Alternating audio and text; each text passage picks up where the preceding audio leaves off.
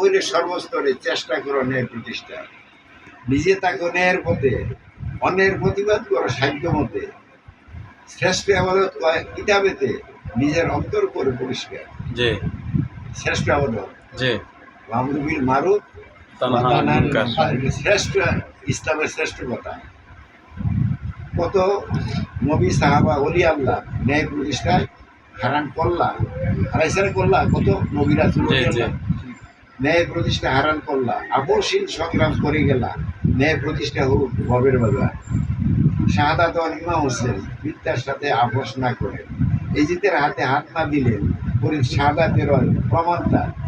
উনি যদি হাত মিলাইতেন তো রাজকীয় বাতা পাইতেন, ইজ্জত পাইতেন। জি জি উনি কয় না, ইসলামের দায়িত্ব, রাষ্ট্রের দায়িত্ব, কুখ্যাত একটা হারাম করে হাতে কেমনে দেয়, জি যে আমি কল্লা দিয়ে দেবো, হাত মিলেবে না। জি। হাতটা মিলেন তো এই তাও কি করছে সিরিয়া, তারপরে ইসলাম যাতা জিন্দা হতে কারবালা কে, কারবার কথা। ইসলাম জিন্দা হতে কারবালা কে। নিজে থাকো ন্যায়ের পথে, অন্যের প্রতিবাদ করো সাধ্য মতে।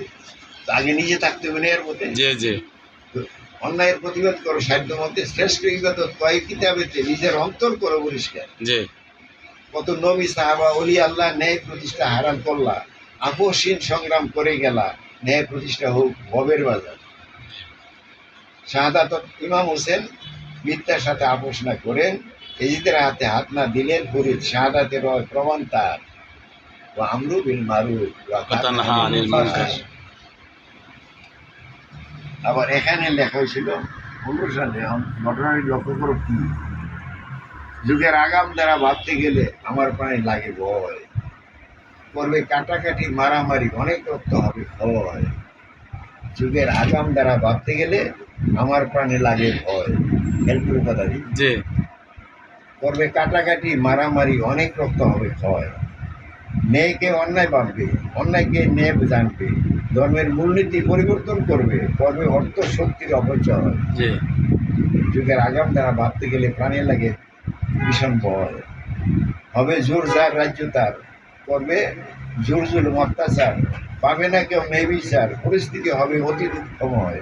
জি অনেক ধার্মিক যাবে মারা, বহু লোক হবে ইমান হারা, ওই দুর্দিনে আল্লাহর কৃপা ছাড়া পরিস্থিতি হবে না শান্তিময়। ঠিক মুসলিম জাতির অনৈক্যের কারণ, করবে পরাশক্তির কাছে পরাজয় বরণ।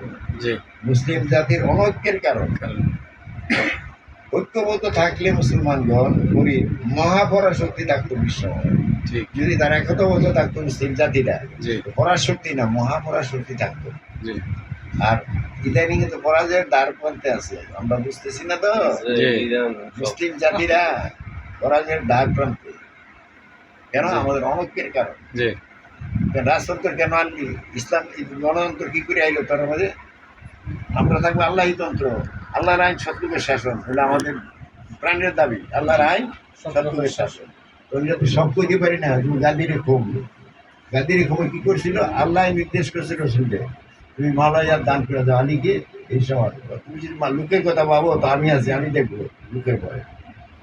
তো রসুলে অনেক চিন্তা ভাবনা করে ইয়া করছেন, আলীর বগলে দুই রাখে আইসমান মাওলা আল্লাহ